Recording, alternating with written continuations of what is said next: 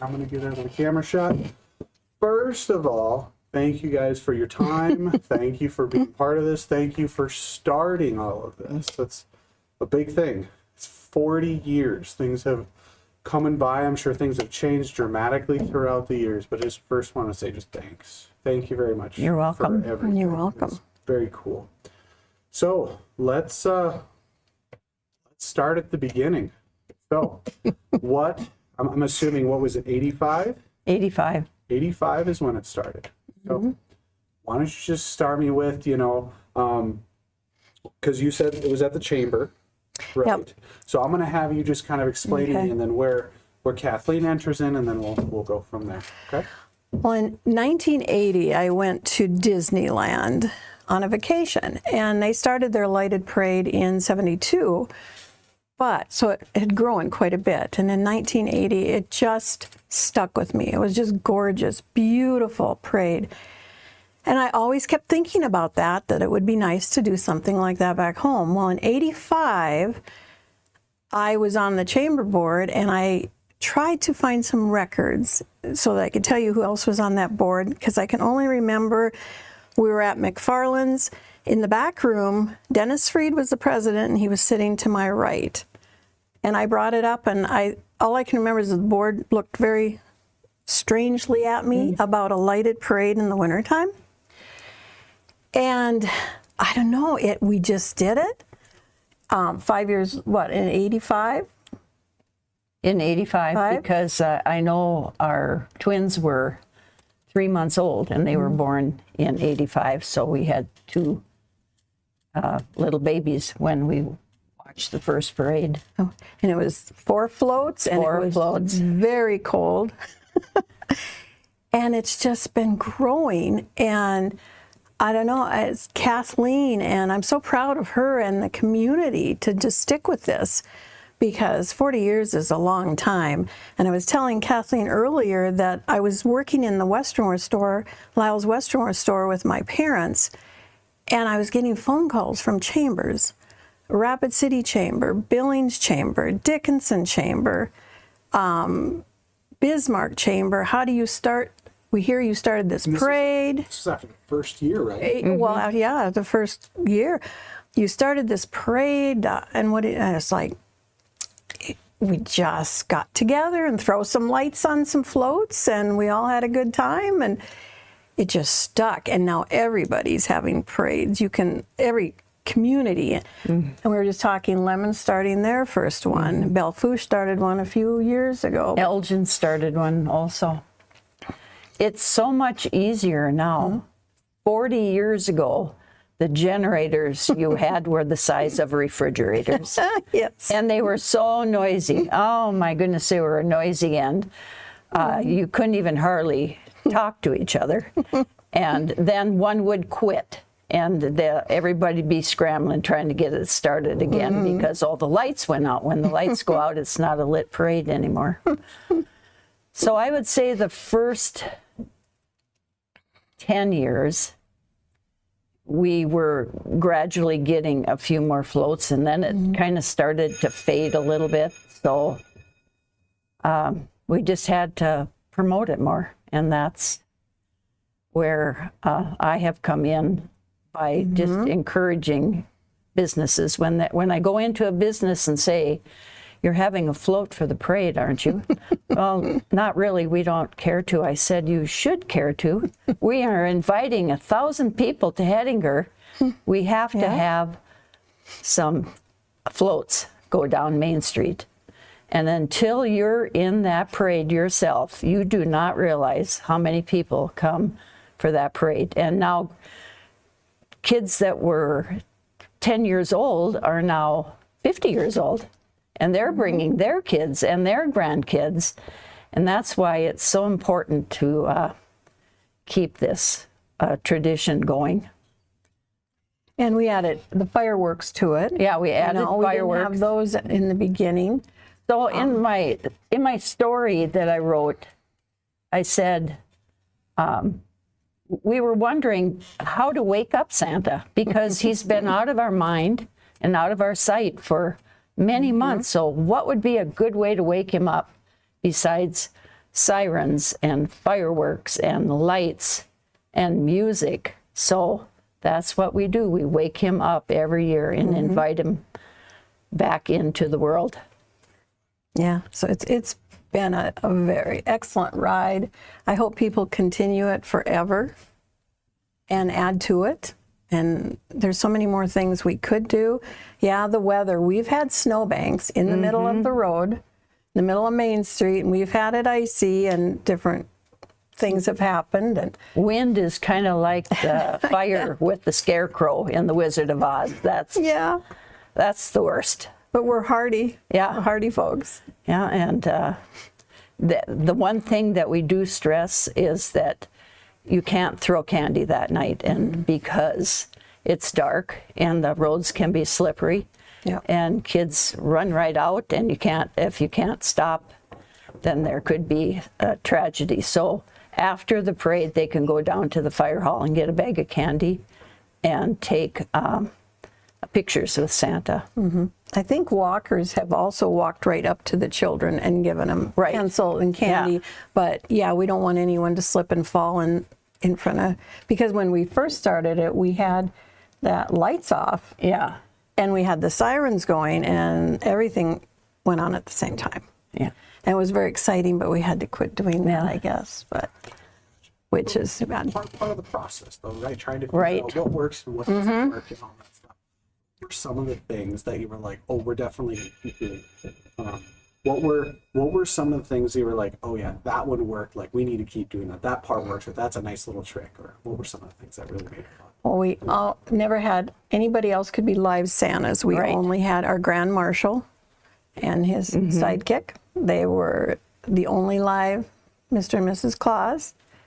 And you could have you answer that question again, just in case if little kiddos are watching this. Oh yeah, I just thought about that after I said that. I'll just ask the question again. See, I'm trying to look. Okay. So like, what were some of the fun things that really stuck that you're like, ooh, that was a good one. Let's keep doing that one each year. Having Mr. and Mrs. Claus as our Grand Marshals. Yeah, the Mrs. Claus. Yep, they're very special. What were some of the other things that really landed really well? Well, I think that one thing that I've learned is I try to make my 4th of July float, convert it over to the Christmas one. So Absolutely. And you know, I saw the kids, what they did on homecoming. Those floats were fabulous. Oh, they were.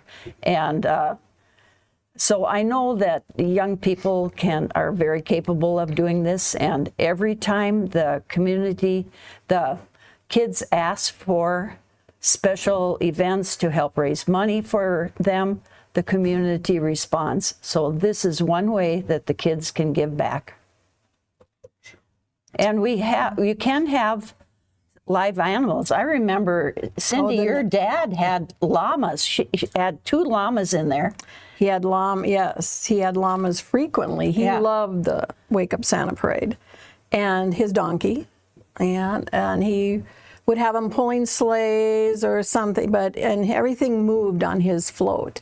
If he had an ice skating rink, he had an old turntable that would have these ice skaters going around. He always had things moving, which is so unique. But he didn't save it for the 4th of July parade because he always had another idea. He was very, very creative. He loved parades. That was his I do too. I am a parade person, and this is one way to celebrate the season. It doesn't cost minimal amount because everybody has something that has wheels, a golf cart, side-by-side, trailers. You can decorate a wagon. Boats. Yeah, we've had the pontoon, we've had a fishing boat, and we've had a jet ski, we've had snowmobile. Remember the year that we had so many thistles around Oh, the yeah, and country? And RZ RZ Motors made a Christmas tree around their four-wheeler, a huge Christmas tree out of thistles. And it was absolutely beautiful. It was just fun. And so the tree was driving down the street. People walk. Yeah, and we like walking ones because that kind of slows the parade down a little bit. And they have to have like battery operated lights. But I have a great Christmas tree costume that anybody that wants to borrow it can. It is all decorated with green lights, and they just have to plug into somebody's generator. So, Joel, it would fit you. It's a one size fits all. Maybe Yeah, and if the community has some other ideas, they should bring it forth if there's something to add to it. I know the chamber's working. Do they have that's huge what they've got going on, but I think they have the horses again, which is just so neat. The wagon and the horses there. She's out. She works in Medora, and you see her all summer up there with the horses and her wagon. And I think ideas that can be added to it to make it special. Allie Buckmeyer, for at least 3 years, has taken one of her pet sheep, and sometimes they are not behaving very good, but that's part of the deal. Yeah, and then they just put, like I said, battery operated lights on their cup. If they have a little blanket or on their ears, they'll put like a little headband. And did you talk about the nativity scene, the live animal? Oh, that one year there was live animal nativity scene, and they had it all on their wagon. And they had a steer. They had it was sheep beautiful. and I can't remember what horse, a small miniature horse, and I thought they were from Bison. Yes. Yeah, they came all the way. We welcome lots of anybody can be in this parade. And now this year, because it's the 40th, we're going to give prizes away, and there'll be $40 prizes to, I think the categories are best organization, best family, best business, and I think single entry. So that's a little incentive too to get out the lights. And and we always encourage the community, if they were able to, and the businesses to decorate before Thanksgiving so that they were all ready to turn their lights on at the same time. And that makes it kind of fun when there's a lot of people that get involved. And now the weather's nice, but it's going to change. Good time to put your decorations up and get ready. Yeah, absolutely. You guys were kind of talking about community and family and stuff. Would you say that this event is almost like a quintessential experience for your family here in Hettinger, North Dakota? Do you feel like this is one of those things that's a quintessential holiday family experience? I kind of like you guys. I mean, you guys have, if I'm correct, because I know you have some kids. I'm not familiar. Grandkids. Grandkids. Okay, so grandkids, even better point. How does this affect your experience being here on the family side of it? Not only being in the parade, watching the parade. How big has it impacted your lives? How big, looking at it from that perspective? I'd like you guys to kind of just share some thoughts on that perspective. well, I think a lot of people, when they pick a place where they're going to go for a holiday, that they'll come to Hettinger for Thanksgiving because of that parade.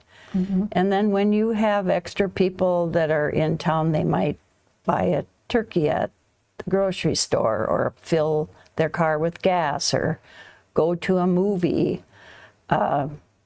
There's open houses the next day. They can shop and see what's new in the stores. And to me, it just brings the spirit of Christmas right down Main Street.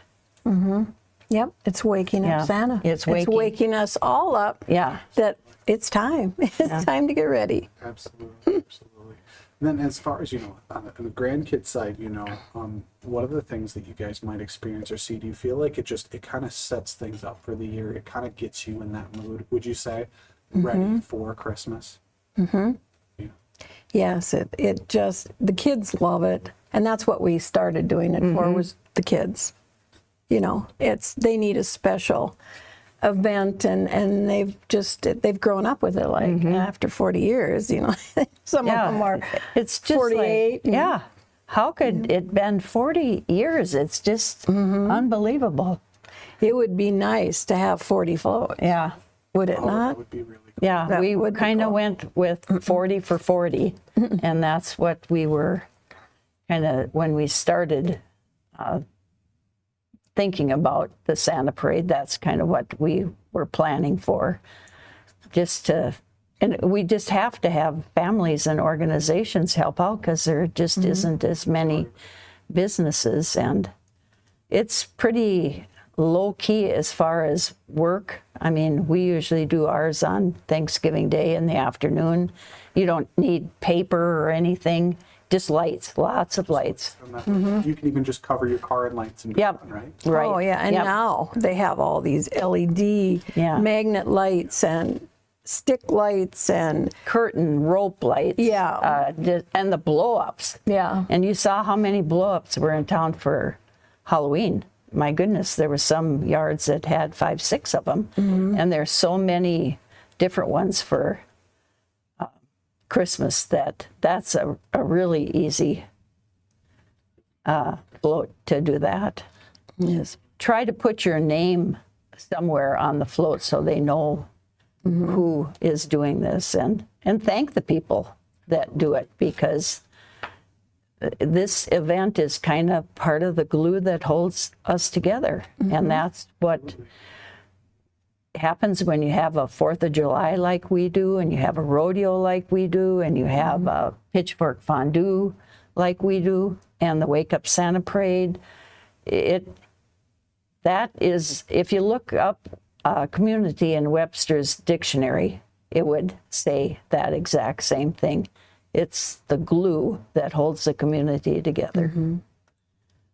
Wouldn't you say that, like, you know, with this experience, you know, it's nice to be at home and you get to watch this or whatever, but it's a whole nother thing to be there. Yes, it's maybe it might be a little bit cold, but that's part of that magic. Having that experience, that real connected experience, not only with the holiday, but with your fellow community members. That's probably been one of my favorite things. This real thing that just really grabs and pulls you towards each other, and just kind of, yeah, it gets you in that holiday chill. It's just one of my favorite. And we've had some magical times.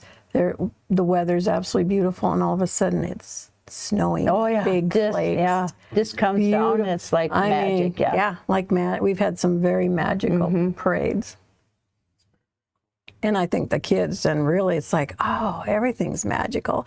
The lights and Santa we get to see, and the snowing, and people that are not used to snow are just, they're just like floored. Yeah. So now let's actually talk about, just for fun, what were some of your biggest challenges? I mean, we've already talked about weather. What are some of the other things that you guys have run into in the past? Some mountains that you've had to climb to kind of keep this thing going? What's been some of the, you know, challenges? Well, weather's always Weather a and challenge. participation. Sometimes Participation. they will just say, oh, somebody else can make one. I can skip this year, but you can't. You know, you have to continuously ask, and you should want to be in that parade or promote it or help somebody. If you haven't made one before, just ask somebody. You can take a good example would be take a children's Christmas coloring book and just page through that and get an idea. Absolutely. That's a good place. But it's just, the real challenge is just getting people to keep participating. Yeah.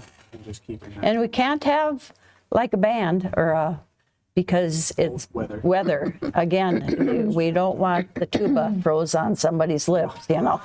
But you can play music. Yeah, you There can are play some that music. do play music. That's really, really fun. And it's not a it's not as long as the No, 4th of July parade no. where we start at the football field. It's up by Kennedy's, typically we start, and it's a much shorter, so we're not freezing you out No. too much. And now they have all the nice warmers for your hands and your feet, and you just dress appropriately, and it's really not that bad. We have a lot of people that will go early, park backwards, park ahead of time so they can keep their family warm, and then they jump out, take it in, and then they jump back in. By 4 o'clock, the street is pretty much lined with cars backing in because they want a good spot. And then down by the Legion, that's pretty much the end of the parade. That's where a lot of people gather because then they're closer to the fire hall for Santa. Yeah. And I wish I had a poster, but yeah, there's a lot of events going on, so I don't know if you're going to pre-tell people. This will be uploaded after the event. Okay. So this will all be recorded. But there's even more after. There is more Yes, after. there's more things going so on maybe after. I'll try to sneak some of that in. Be like, hey, if you're watching this at this time, this is still going on after the fact. Yep. Maybe go check that out. But we did have to work with the city, as far as cleanup and maybe sanding if need be and getting the snow moved. But I don't think we ever canceled one. No, I mean, it's been close because there has been some really blistery nights where you're wondering, should we do this or should we wait one more day? Because people are there and you just kind of have to play it by ear. Yeah. So kind of, not necessarily conclusion, but kind of more now into review. Like looking back, favorite moments, favorite floats. What were some of your favorite moments and floats? Well, I mentioned our Z's. And we have made some fun floats. We had the pontoon decorated and a snowman driving it, and then we put a ski rope behind it, and the kid on the back That was cute. had rollerblades, and they would rollerblade down the street just like they were behind a boat. We've had gingerbread houses. We've had giant snowmen. We have had how do you say it? Advent wreath, where that was a big giant one because we took rolls of carpet rolls, the center, and then we made them into the candles and then had the flame lit and went and got pine and put it all around the bottom of it was beautiful. That was one of my favorite. And of course, all my dads were always my favorite. Yeah, well, yeah, when you can get a red nose lighting up on a llama and not keep that nose on the whole parade. You must have bribed him with something good. I don't know. And then my cousin would be in the wagon and my dad would be walking with them, but they were all decked out and all lit up. And so yeah, if weather permitting, animals are great to have, and their kids love that. Yeah. Well, I want you guys to kind of just have a brief moment to, if there's anything else that you want to share, anything at all when it comes to the Wake Up Santa Parade or just the parades in general. I just kind of want to give you an opportunity to just talk about anything else that might be on your mind or anything that we might not have talked about that you want to. Oh gosh. Well, like Kathleen said, if you make your 4th of July float, just keep in mind you might be able to utilize that same theme and throw some lights on there and you've got it done. One thing that really helps too is net lights, because you can put That's true. a couple hundred lights in one, just one person on one end, one on the other, and staple them, or you don't want to staple it on a car, but you could tape those, and that makes for a fast float and bright. And I myself, like I said, I'm so proud of her keeping this going and the community that stays involved, but I hope that they continue it way beyond and add to it. I just think it's just a great celebration. I mean, now we have, well, this will be that night afterwards, then you can go up and see the Medora Christmas musical show. And then you can go down and support the firemen and at the firemen's hall and dance. And the Boy Scouts will have chili and nifla soup that night. So if you want to eat there, Yep. you can and help support them. But this wasn't a winter float. This was a summer float. About 10 years ago, I contacted the American Legion and I said, I want to know how many living World War II veterans we have in Adams County. There was 6, and I called all of them. And they couldn't do this without the help of their family because they're in their 90s now. And it was warm because it was summer. We had umbrellas for all of them. And we put them on chairs that had arms on, so they were more stable. And we had 4 of them. And all 4 of those men now are not with us anymore. But I'll never forget when they were all sitting on the float, and we had their rank and where they served on big tag board behind their chairs. Nice. And Richard Wyman came up to them, who is a veteran, and he saluted them. It was just so touching that anybody that saw that never will forget it. That was one of my very favorite too. Beautiful floats. So what's this deal with this nickname that I keep hearing about? Well, you know, I've written my obituary already. I got that done because, you know, if you write your own, you can really doll it up a little bit. So I put in there that, and I'm very proud of it, that if someday they'll mention Kathleen Brackle and they'll say, oh, she was a parade Nazi. What does that mean? Well, most of the time it means that she's going to twist your arm a little bit till you say, I will. But that is a happy thought. Very wonderful. Very awesome.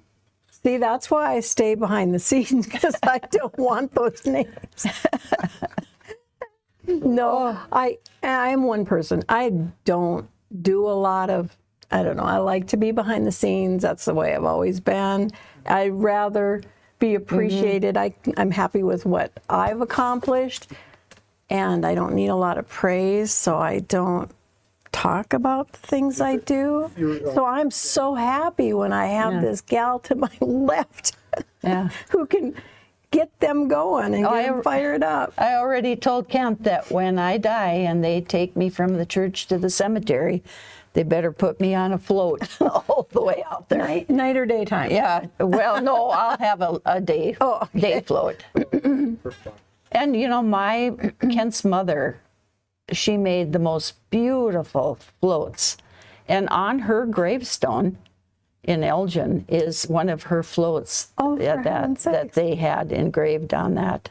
She made beautiful, beautiful floats.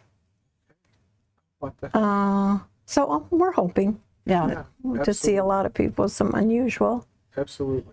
I guess final question, I guess, for you guys, you know, and if there's other stuff you want to add, you're welcome to, but so we're hoping for another 40, you know, right? Yes, Advice absolutely. for anybody who is either taking this over or just for the people who might be involved in hopefully the next 40 years. To make it fun. Make it fun, make it as simple as you can so it's not a chore. And, you know, now after 40 years, we can do some of the same floats we did 40 years ago because the people can't even, they were either too young or they're too old, they don't remember it anymore, but that makes it easier too. And you just have to be consistent with, don't let it get by 1 year and just say, well, we'll just wait and skip it this year, because then you're likely not to start it again. Yeah, love to see it continue.